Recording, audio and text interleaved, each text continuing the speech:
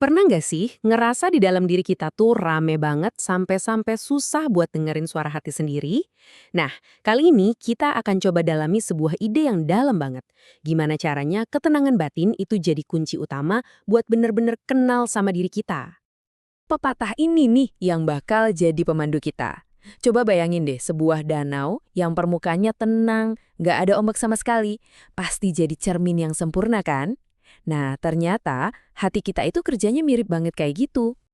Dan disinilah letak uniknya. Kita semua pengen banget ngerti siapa diri kita, apa sih tujuan hidup kita, tapi seringnya kita malah nggak mau ngelakuin satu hal yang paling penting, yaitu berhenti sejenak dan nenangin gejolak yang ada di dalam diri. Oke, kita masuk ke bagian pertama ya.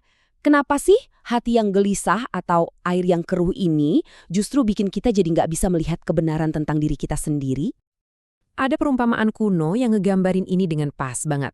Hati yang gelisah itu diibaratkan seperti lautan yang terus bergejolak, nggak pernah bisa damai.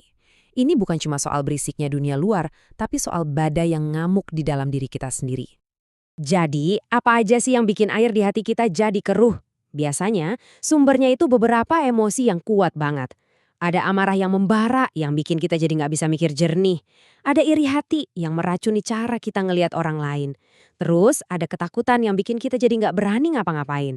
Dan tentu aja ambisi yang membabi buta yang bikin kita lupa apa yang sebenarnya penting. Semuanya ini tuh kayak bikin riak yang ngeblur siapa diri kita sebenarnya. Nah akibatnya begini, dalam kekacauan batin itu jadi susah banget buat bedain mana bisikan kebijaksanaan, mana teriakan ego. Suara yang satu nuntun kita ke kedamaian, yang satunya lagi malah bikin cemas. Kalau keduanya udah campur aduk ya udah, kita akhirnya jadi tersesat. Oke, tadi kan kita udah lihat masalahnya ya. Sekarang kita pindah ke solusinya. Apa sih yang sebetulnya terjadi waktu kita berhasil nenangin air di dalam hati kita? Kuncinya tuh ada di kata ini, diamlah.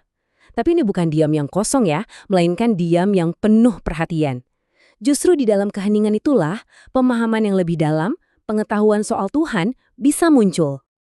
Poin paling pentingnya tuh ini, ketenangan batin itu bukan tujuan akhir, tapi ia adalah sebuah kondisi, sebuah wadah, atau seperti yang dibilang di sini, sebuah cermin yang jernih, supaya kita bisa lihat pekerjaan ilahi dalam hidup kita. Lalu apa aja yang kepantul di cermin yang jernih itu? Waktu hati kita tenang, kita akhirnya bisa lihat hal-hal yang biasanya ngumpet di bawah permukaan yang bergejolak.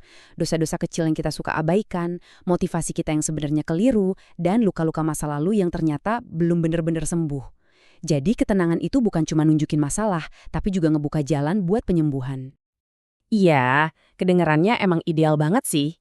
Tapi ada nggak contoh nyata dari ketenangan kayak gini? Apalagi pas situasi di sekitar kita lagi kacau balau. Yuk kita lihat teladan dari Kristus. Ini nih, prinsip utamanya. Kedamaian sejati itu bukan hasil dari keadaan luar yang sempurna, bukan. Tapi, ia adalah hasil dari siapa atau apa yang kita izinkan buat megang kendali di pusat internal kita, yaitu hati kita. Coba ingat lagi cerita di danau itu. Waktu badai lagi dahsyat-dahsyatnya, Yesus sama sekali nggak panik. Dia nggak bertindak gegabah. Justru karena ketenangannya itulah dia bisa mengendalikan badai. Kekuatannya itu lahir dari kedamaian batinnya. Ada sebuah pepatah Tiongkok kuno yang merangkum ini semua dengan indah. Xin Jing Ru Shui, hati yang tenang itu seperti air yang diam. Simple, dalam, dan kuat banget maknanya. Oke, sampai di sini kita udah ngobrolin kenapanya dan apanya.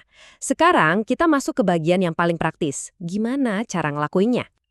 Jadi gimana caranya kita bisa nerapin semua ini di kehidupan kita yang super sibuk dan penuh tekanan? Yuk kita pecah jadi 4 langkah praktis. Yuk kita lihat langkah-langkahnya. Pertama, coba deh sediain waktu buat bener-bener hening, walaupun cuma beberapa menit setiap hari.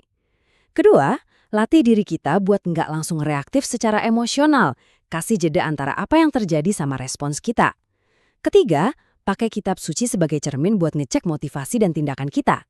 Dan yang keempat, sebelum ngejudge diri sendiri atau orang lain, coba berdoa dulu buat dapat perspektif yang lebih luas. Dan inilah hasilnya. Ini emang bukan proses yang gampang, tapi hasilnya itu luar biasa berharga.